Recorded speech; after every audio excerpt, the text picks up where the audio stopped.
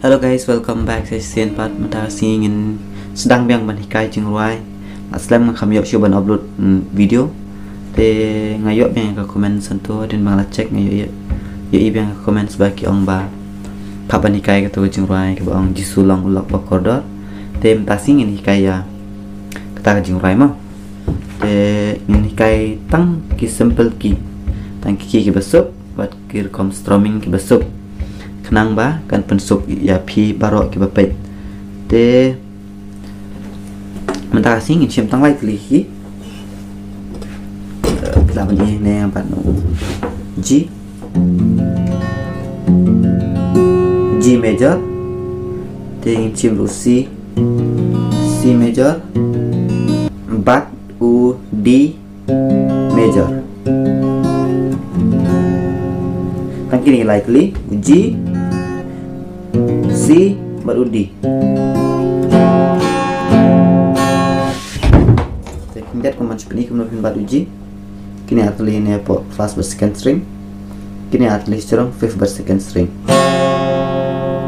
Tahu C second string first fret. Second string first fret. Nang ta fourth string second fret, but fifth string third fret. Kemudian baru C baru D. Second fret first string nang ta third fret second string but third string second fret kemudian mah tuh way A lah kemudian D major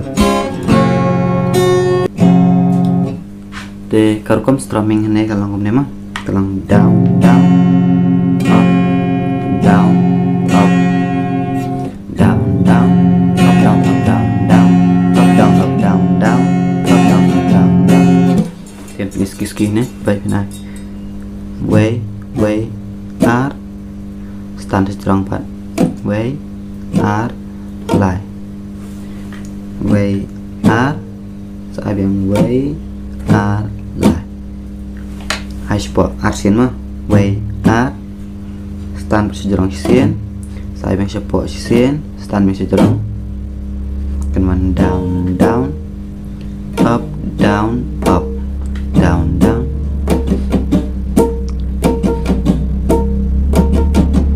kumto kan mah tapi persang kumto down down up down up down down up down up down down down down up down up down down teman kumne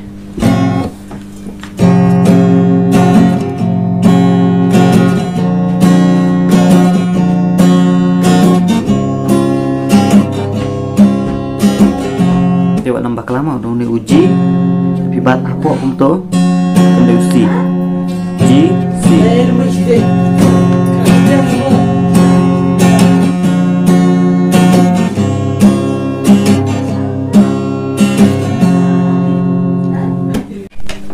itu nyeruai artat mah buat ketem tuh G sulang ulang bagus